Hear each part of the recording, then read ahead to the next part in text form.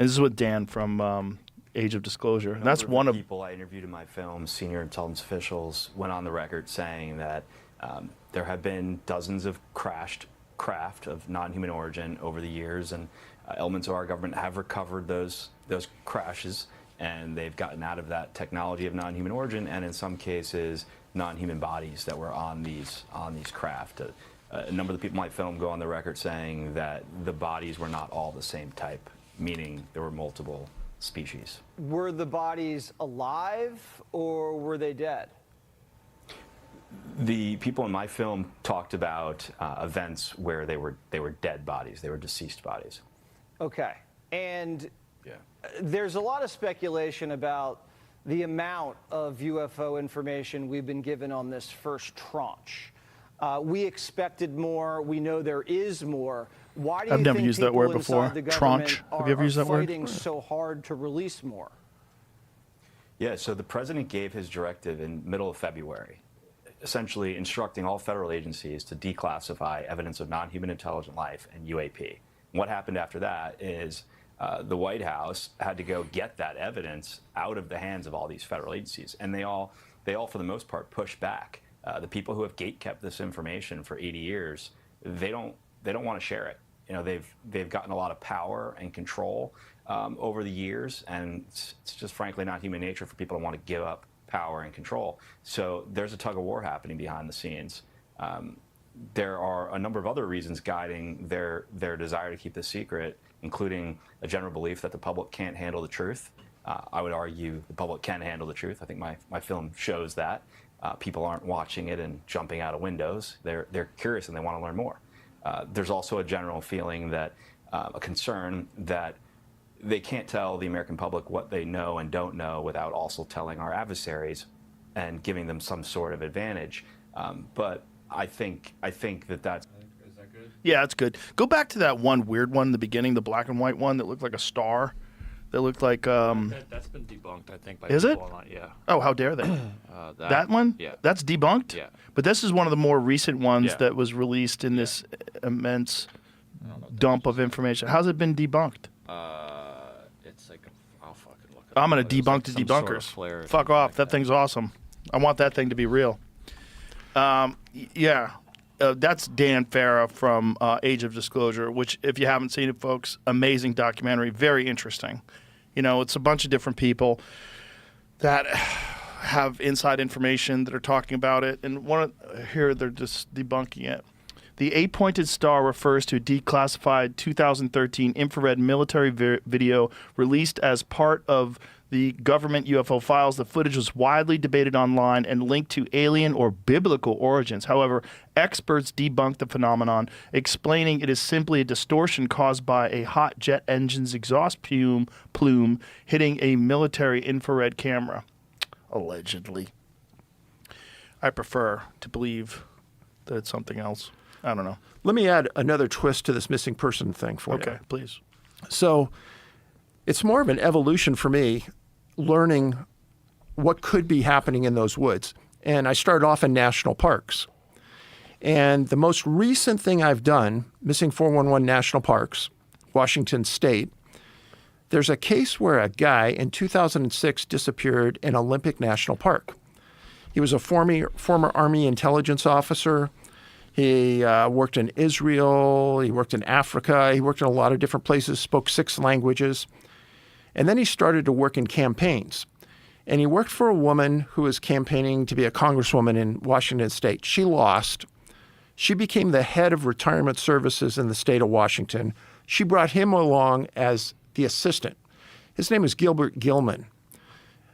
When I wrote the story up for my books, he was supposed to show up at this meeting for her on a Sunday.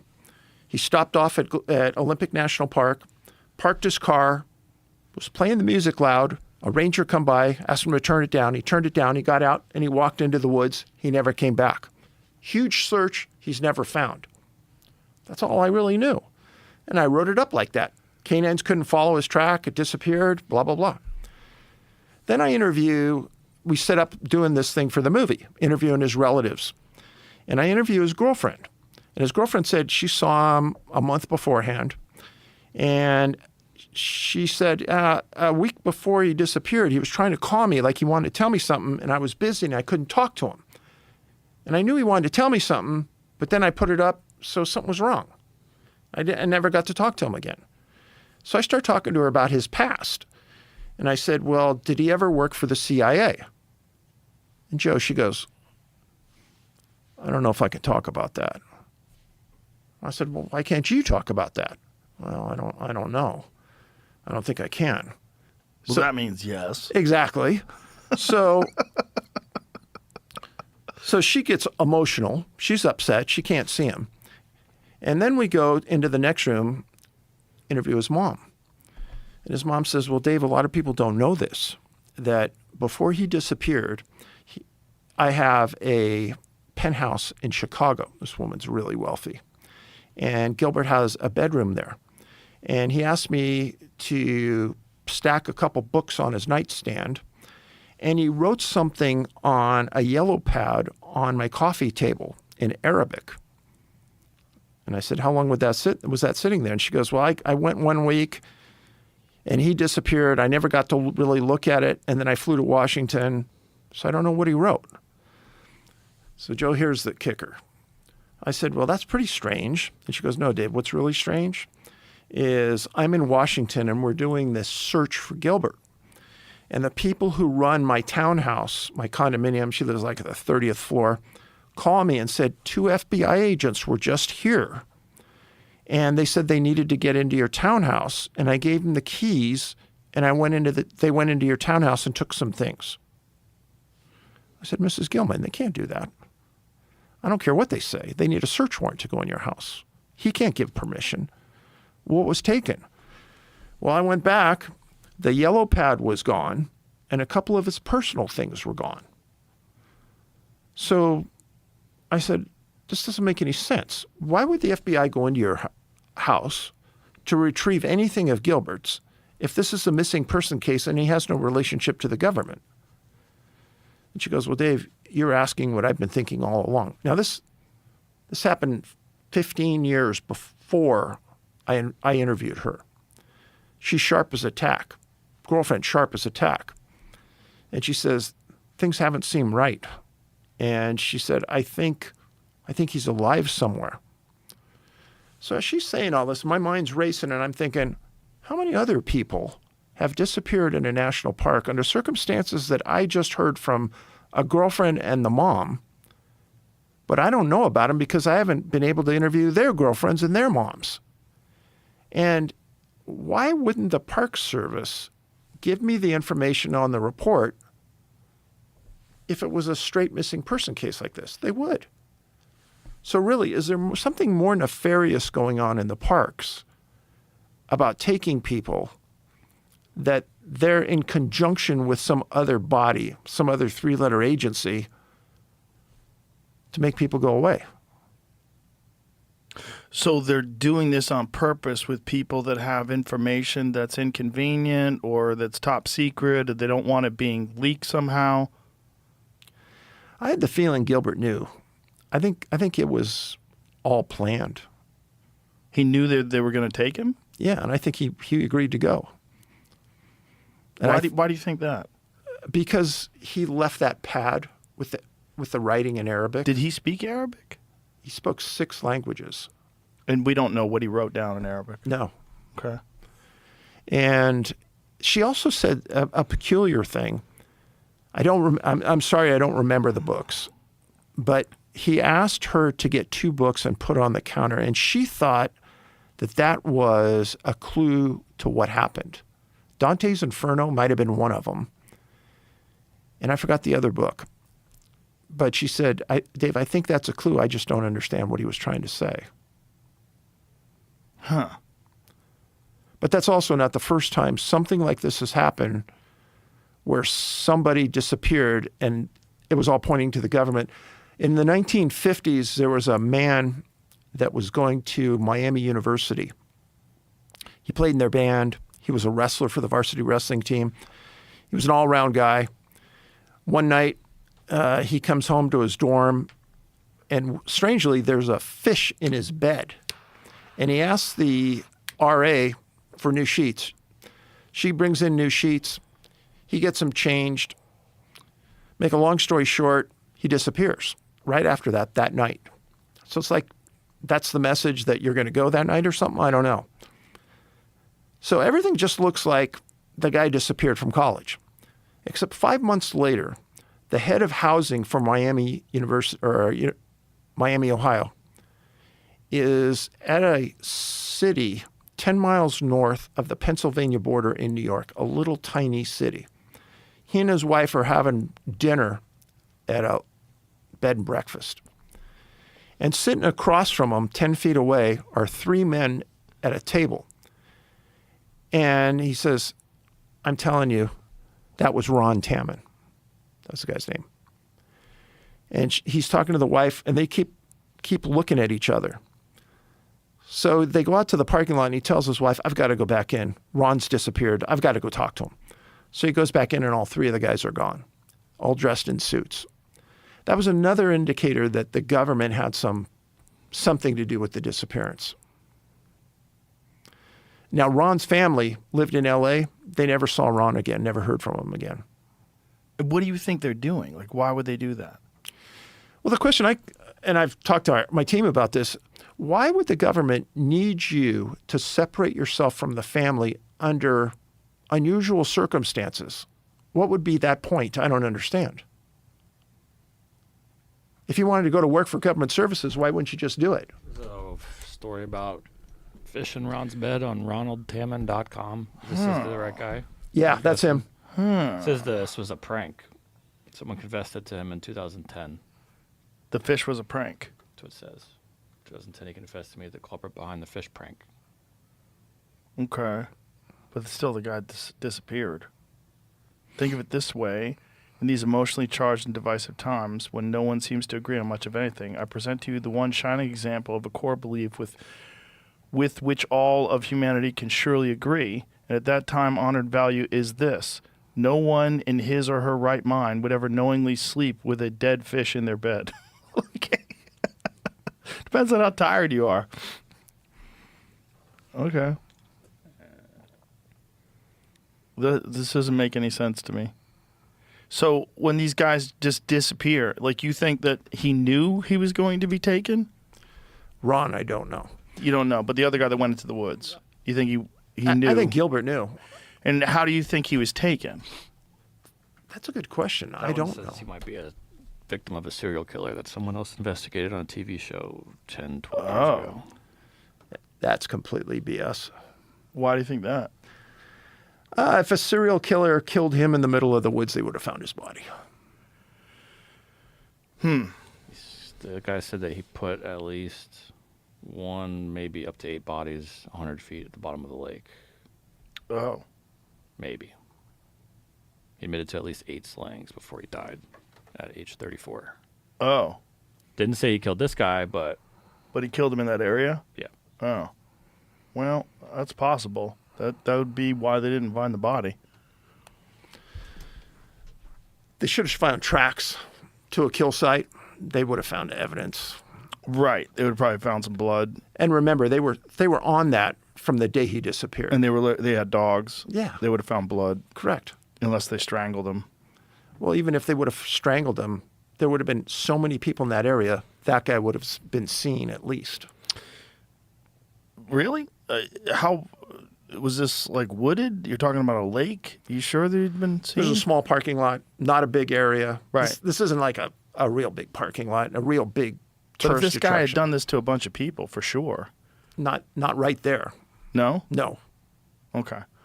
The guy who disappeared and went to the woods, and you think that guy, what was his name again?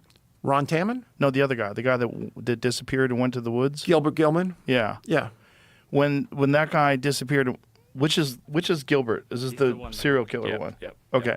yep. The guy that you said parked his car and went to the woods, and you think that he knew that he was going to be Yeah. taken. Yeah. What do you think happened to him when he went to the woods? I think somehow they had some extraction method, and who knows what that is. He was wearing Bermuda shorts, flip-flops. He wasn't somebody that was going for a hike. That was the other indicator. He was wearing like a Hawaiian shirt. Even the ranger said she thought that him playing the loud music, Was a signal? that was a signal for her to come over and acknowledge that he was there. Okay, so he planned his disappearance, maybe. Or he wanted her to see him there. That was the indicator. Do you ever wonder, like, if you're losing your marbles studying all these different things? You know what I mean? Like, you're going over so many different cases, there's so many kooky circumstances and different people disappearing that your whole perspective on this stuff gets a little weird.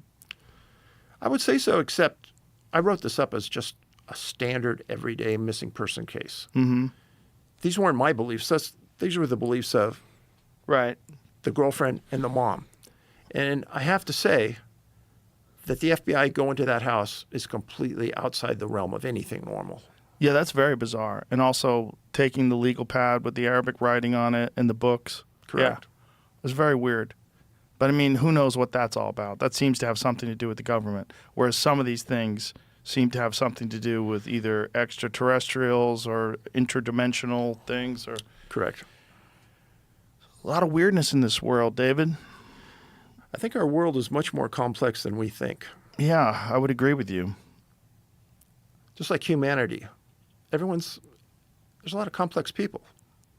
For sure. Well, certainly the people that have access to this information, like the stuff that Dan Farah was talking about, like, imagine the mind of a person. Let's assume that there are really extraterrestrial bodies somewhere. And let's assume that there are recovered crafts and that these people, like Bob Lazar, really have been back engineering. Don't you imagine being one of those people, one of this select group of people, a small amount, that have information that's completely different from what the rest of the world has about the reality in which we exist in, that we share this reality with things that have technology that is beyond our comprehension. They can do things that we can't even imagine, and that these people all know it's real, and that they're holding on to this information. They don't think we can handle it. I mean, the radio shows I've been on and the people I've talked to have said the same thing about me and missing people. It's been a revelation that this many people are missing in our woods that are unaccounted for. And our government won't acknowledge it. Acknowledging it by releasing a list, releasing the documents. Why can't we see them? But you could attribute that to sheer incompetence. Like the people that are running the parks and working for, like, you know, you get bad investigators in all sorts of, I mean, you're a cop, you know about all that. According What's to going this on with this post guy? from 2 years ago, Gil's mother thinks he might have disappeared to be a spy for the U.S. government and is still alive. And their authorities say that's possible. What? He had a long history. I think he said he was an interrogator and knew 6 different languages. He worked for the UN. It said when he went missing, he had survival skills from his military training. He was a paratrooper. Huh. And he had a camera on him was apparently all he had. So they could have staged his disappearance so that they could position him somewhere else. People would think he's dead. You give him a totally new identity, and now he's working undercover somewhere. Yeah. Well, I would imagine that's possible. I would imagine, like, if you wanted someone to work for you and you say, you know, this person's going to work undercover in some top secret mission, okay, but you've got to disappear. You got to disappear from regular life so that we can give you this new identity. We can't just have, you know, your friends looking for you. We have to move you to some of the new part of the world. So, Joe, if you were me and you were sitting across from his mom, that's really something vile, I think, to do to your parent. Oh, for sure. Horrific. She was a broken human. Yeah. No, that's terrible. And I asked her, I said, there's a good chance Gilbert's somewhere in the world watching this. What do you want to say to him? She said, Gilbert, just please come home. She was like an 88-year-old woman then. Oh, boy. Yeah. Yeah. No, that's brutal. And Well, that's a very different thing we're talking about. That's not a fun thing. no. The fun thing's the alien Yeah, stuff. I'm sorry. That's the fun stuff. I'm sorry. I got off track there. No, but I mean, look, I get it because you're dealing with like a wide swath, like a bunch of different kinds of encounters and different things. You know, that's dark. So do you know much about Mount Rainier? Not much, no. So do you know that the original UFO period of time started with a UFO sighting? Kenneth Arnold. Right. Yeah. So do you know that do you know what Arnold was doing when he was flying around? No. So 6 months prior to that, 3 marine transports were flying from El Toro Marine Base into Seattle. Boom, one after the other. They hit bad weather. One of those planes came around and they lost it. Arnold, there was like a huge reward if you could find it. Arnold was flying by Rainier, looking at the mountain, trying to see if he could find it, and these things went by. Long story short, months later, they found the transport had crashed into the side of Rainier. First of all, do you know that the Marines never took one body off of there? Did they recover the vehicle, the craft? No, No. they didn't recover anything. They just left it there? They left it there. Was it because the extraction's too difficult? That's what they said. Isn't that possible? I guess so. I mean, if it's not traversable, if they can't get in there, But they did get in there. they did. They did. They said they got in there, they saw bodies, but it was too dangerous to remove any, and they left them all on the side of the mountain. So that's the reason that Arnold was there. A lot of people don't know that. Okay. And when he saw those things fly by him at an extraordinary pace, he said, hey, that's nothing that, no planes we have. And there were multiple ones he saw go by. Right. Now, since that time, Mount Baker and Mount Rainier have had dozens of UFO sightings. And if you look at the dispersion of people who have disappeared on Rainier, most of them aren't way up here on the mountain. They're down here at the bottom. And